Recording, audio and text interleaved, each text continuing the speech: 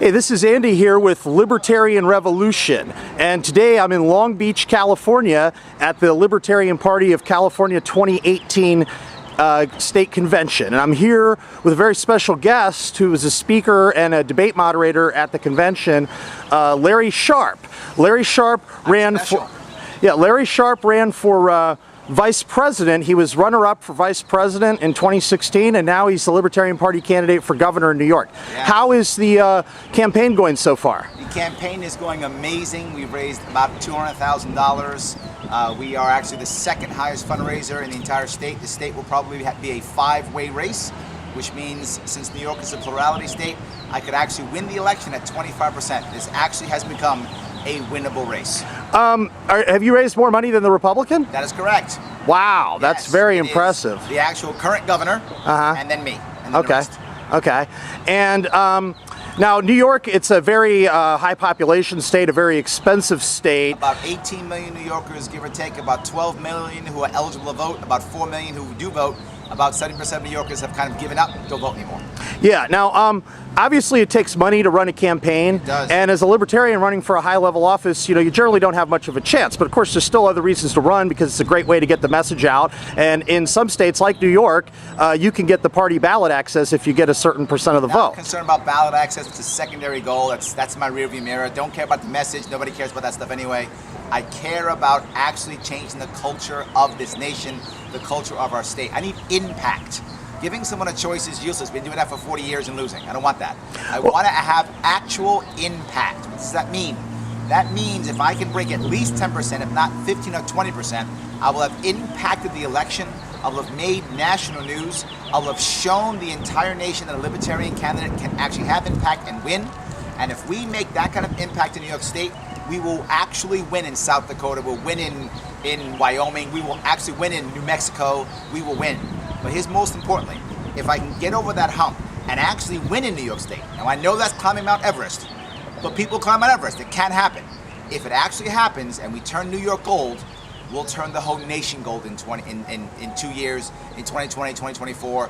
It will be magical. We will literally have a change overnight. I'm not looking to get the message out or get ballot access. We've been doing that forever. I'm looking to make real impact. I want to stop this slow attrition and break a hole in our front line. We can do it. Okay, now I've got a suggestion for a way that you might be able to make, or I think where you'd be able to make some impact, and that is by... I've never heard any suggestions. Go ahead. That is by promoting jury nullification, you know, bringing it up as a talking point during your campaign, jury nullification of victimless crimes. Jury nullification. I actually do a lot of work with defense attorneys. I understand how that works. The problem is in New York State, the judges literally say to the jury, you may not do that. They literally tell the juries, you may not do that.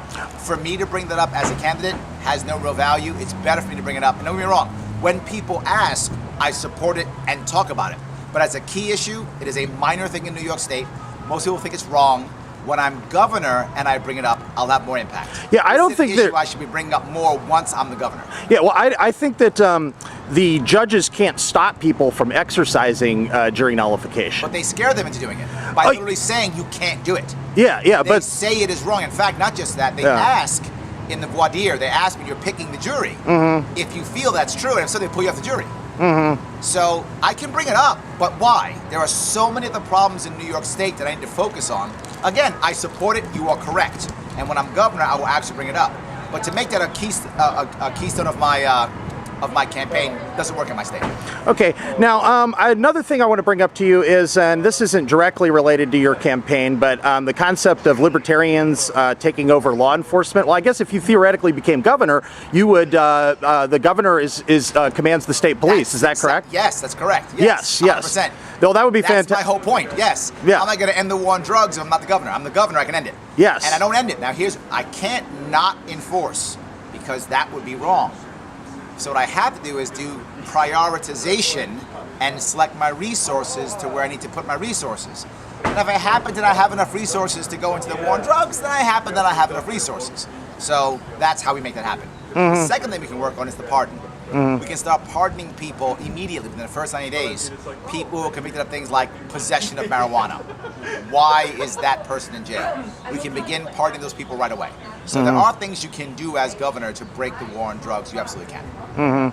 Now, just on a smaller scale than this, and this is not, again, directly related to your campaign, but I don't. Have you ever heard of the deputism plan? No, tell me, please. Okay, it's just something that some libertarians have talked about for several years, about libertarians electing a sheriff, and the libertarian sheriff then appoints libertarians as deputies, and then libertarians run law enforcement. What state I'm in? Oh, you're in New York. I know. I mean, you might as well say, look, just make leprechauns and ride unicorns. Yeah. I'm in New York State. Oh, yeah, I know it's not going to work in New York City, but I thought in a rural section. And you ask me to do this? Yeah. Oh, well, I wasn't expecting that in New York City, but I meant out in a less populated part of New York. Look, my whole point in New York State is to realize that localized control is the key. I want more and more localized control and less centralized control. But the problem in New York State in many cases is you have a county that has 90% of its budget, which is mandated by either Albany or Washington, D.C., which means they can't do anything.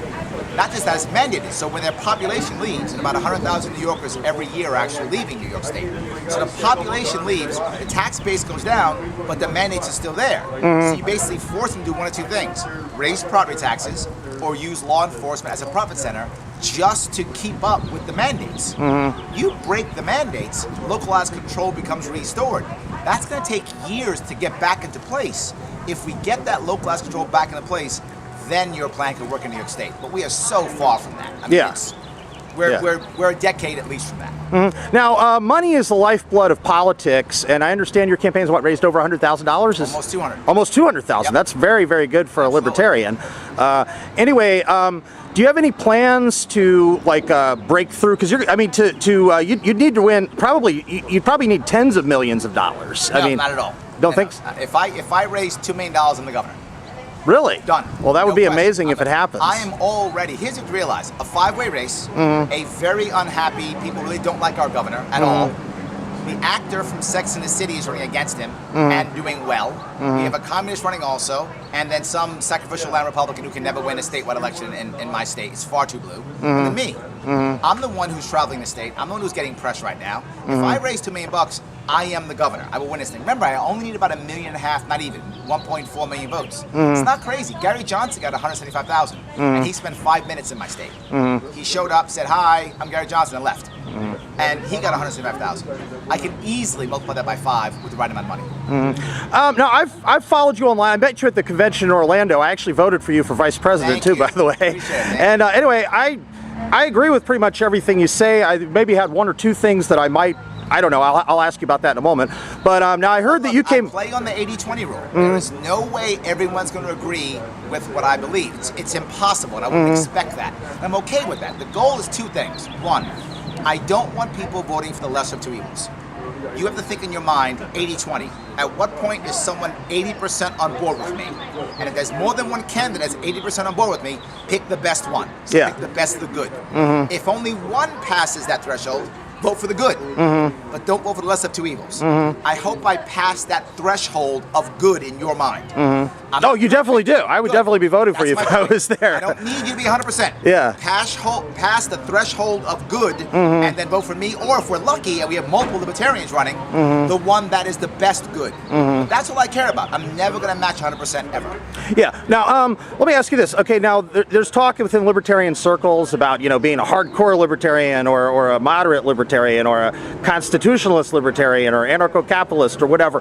How hardcore would you say you are? Just my perception of you is that you sound pretty hardcore, but you're also kind of realistic at the same time.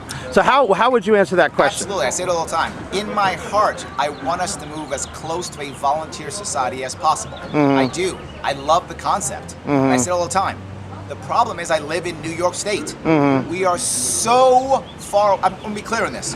My mayor of my city, the largest in the United States, literally said these words. He said, "Property rights get in the way."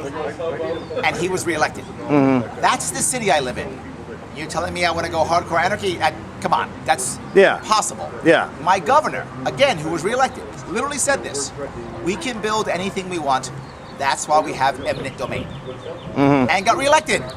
So, and this wasn't behind the scenes. This was openly. And the people in my state said, that's okay.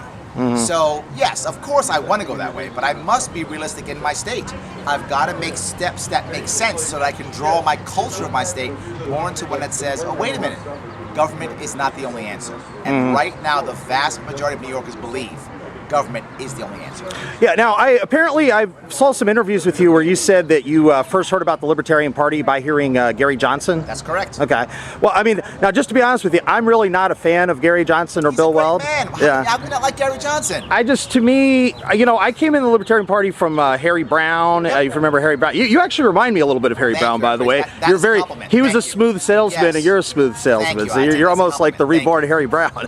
But anyway. Harry and my brother Harry and I'm Larry. Yeah, and anyway, and Ron Paul, was a big Ron Paul fan, and I feel like at the top of the ticket for the last 3 presidential elections that the Libertarian Party has been running candidates that are too watered down, from my perspective. Let me give you what I think about Gary Johnson. Gary Johnson is an instinctual libertarian, not an intellectual one, which I'm okay with. And the reason why I like Gary so much is because in my world, everyone will find libertarianism a different way, almost always through an individual, right? Whether it's Ron Paul or Harry Brown or Gary Johnson, whatever the case may be. I'm an entrepreneur. I couldn't hear Ron Paul when he was running in 2008. I couldn't hear him, right? Now I hear him. The person I could hear was a fellow entrepreneur like Gary Johnson. So that's why I heard him. And to your point, you're right, he's not radical. I'm far more radical than he is now. But when I heard him, to me, he was radical because I'd never heard this before. So he was my entry point into the Libertarian Party. Am I more radical than him? Yeah, I am, no question. Okay. But I couldn't have gotten there without hearing him. This goes to my point. I don't want a single libertarian message. I want a multifaceted libertarian message. People who are watered down, people who are hardcore, people who are anarchists, because each person in their own world has to be at a certain spot in their life when they can hear our message. Remember, we have literally people who've had decades of being indoctrinated into believing government is the only answer. You can't break that overnight. And not just that, you've got to get people to be able to hear it in the first place. And Gary Johnson was the guy that I could hear. For some people it was Harry Brown, for some it was Ron Paul. All good. I don't care how you hear. Hear it, come join us, learn it, then be more radical. But I don't care. Hear it. If Gary Johnson's the one that gets us to hear a message, I'm fine. I don't care who it is. Get him in. Well, now, personally, I thought Bill Weld was actually a worse messenger than Gary Johnson. I thought Gary Johnson's campaign in 2012 was better than his 2016 But campaign. a lot of Americans disagree with you. A lot of Americans did believe that Bill Weld was a better messenger. Yeah, well, I think a lot of the vote total, though, was protest votes from people who didn't like Hillary and Trump. I think that's true also. Yeah, but now anyway, moving onwards, though, talking about the campaign, getting more. As long as someone comes in, stays, and begins to understand our message, I'll say it again. I don't care how you come. I don't care if you come from anybody. If you come and you don't try to turn us into Republican light or Democrat light, if you don't do that, I'm good. Okay, so back to the fundraising aspect. Have you tried to reach out to the cryptocurrency community for donations? I have. And has that yielded any success so far? Not so much before with you. A little bit here or there. I think many of them are still skeptical. So I'm hoping that with more people, more touching, that they'll get it and kind of come over. The problem is with New York State, again, we're as close to a police as you can get. We've actually basically outlawed cryptocurrency. Wow. We have what's called a bit license, which is just a way of making sure people can't do bit stuff. That's what it is. It's an attack on cryptocurrency. Okay. That's what New York State has done. And most cryptocurrency people have tried to leave New York State. I don't blame them. We've made a state where they're not liked. I get it. That's why they left. I will change that. Bit licensing will go away in New York State when I'm governor. Okay. So it's challenging to bring them aboard when they know that I'm running for governor in a state that is very not crypto friendly. Do you think you'll have any chance of getting into the debates with the Democrat? Yeah. You do? Yes. How do you think that's going to happen? Because it happens every year. We get it every time. Oh, you get in the debates in New York? Okay. Yes. I knew there were some states. I wasn't sure if New York was one of them. I actually helped our last gubernatorial candidate in 2014. I was with him at the debates. I was helping to support him. Yes. Okay, that is fantastic. Now, if you do well in this governor's race, Did you say if? Well, I should say win. I should sound more positive. I think you have a very, very good chance of retaining ballot access for LP in New York for the first time. There's no question we will. That's why would you even say that? It's crazy. No Libertarian gubernatorial candidate has run a campaign the way I've run a campaign in New York State. Ever. I literally have 7 directors, 50 volunteers, plus 200 volunteers waiting in the wings to start the ground game next month. We are ready to rock and roll. We already have raised $200,000. We're in the press every single week. I'm not joking, I'm making it up. Do your homework if you think I'm making it up. We're in the press every single week. 50,000 votes is nothing. Now, I've watched your videos on YouTube, and I think your videos are really good, and I've actually been spreading them around, posting them to different message boards, but I noticed that the hits are kind of low. They're not really getting as many hits as I think they should be getting. So you got to help them promote more. Well, I have been, but do you have any plans to up your YouTube hits? Because I think your video, like I said, your videos are really good. Just need more people watch them. Well, no, it's a team issue. We've worked heavily on Facebook first. If you've noticed, Facebook is where most of my hits come from. Okay. Right? So I'm very heavy. Some of my videos have over 100,000, 150,000 views. So there's a lot of views on Facebook. I have about 7 people working on my Facebook team. I have 2 working on Instagram, 1 on Twitter right now. I don't have a good team on YouTube yet. That's my next step. And the issue is finding volunteers who, 1, know YouTube, and 2, are willing to put the time and energy into being a volunteer. That's not as easy to find as you might think, right? People who say, I know YouTube, but then they want to teach me how to do it. I can't do it, I'm here. I need you to do it. I need a volunteer who will step up and say, I know how to do it, and I'm going to do it. That's harder to find than you might think. If I can find 2 or 3 people to do it, and we are working on it. We have a volunteer coordinator trying to find that. When we find those people who both know how to do it and will step up and take care of it, we will do it. Okay. So, anyway, I'm not sure if I might have missed this, but do you think we're going to see Larry Sharpe for president in 2020? I don't think so. I'm going to be governor of New York. I'll be busy. Would you run as a sitting governor? Would you run for president after? No. Okay. If and when I win in New York State, I will be the governor of New York State for at least 8 years. Okay. Yes. Okay. Done. Okay. So no, I plan to be governor of New York and not president in 2020. Okay. Now, if you don't win, would you run for a lower level office, like try to get elected to the state legislature or the U.S. House or something like that? Why? I don't know. Just wondering if that's something you would do. Okay. Okay. Look, I'm only going to run a race where I know I can have impact and a chance to win. Okay. I'm not running to run. That is a waste of time. I don't want to run to run. I'm going to run to either make impact, which this one will make impact. It's already making impact. Right? As I told you, I have 7 directors. I had 8. One of them left to be a campaign manager for someone else. And that's what I want. My 7 directors that I have now will be campaign directors in Libertarian parties next year and the year after. My W directors will become directors. I'm building infrastructure for the nation. I'm showing people how to run a real campaign without being an R or a D. So I'm having impact no matter what. If I run another campaign, if it doesn't have impact or I can't win, why am I doing it? Doesn't make any sense. Okay, so but would you run in one of these lower level offices that is more winnable? I just said no. Okay, no, okay. Now moving on to the next question here. There was a controversy with some comments made by Arvin Vora, and I know you guys had a little bit of a beef, and then you seemed to patch it up. But then Arvin, what's your current status with Arvin? Arvin and I are friends, no worries. I'm not mad at Arvin one single bit. That's cool. Arvin has every right to do exactly what he feels is correct. And people got mad at me when I said this, but I said it in my Reason magazine article. I disagree with the way Arvin said what he said while he's a sitting leader in the LNC. I did. With that in mind, he's still libertarian. He would still shrink government. And if he was running in New York State for an office, I'd vote for him. Okay. He's still libertarian. Okay. I just think what he said, the way he said it in that leadership position was inappropriate. That's all I feel. But him and I personally were fine. Now, I understand you resigned from the LNC. Would you ever run for LNC again? Maybe, but I'll be governor of New York, so I won't have time. Yeah, hopefully you'll be too busy being governor of New York. Anyway, good luck on the campaign, and what's your website? LarrySharpe.com. It's Sharpe with an E. E stands for electable. Yes, everybody check out Larry Sharpe for governor. He's the best candidate in the race. Thanks a lot.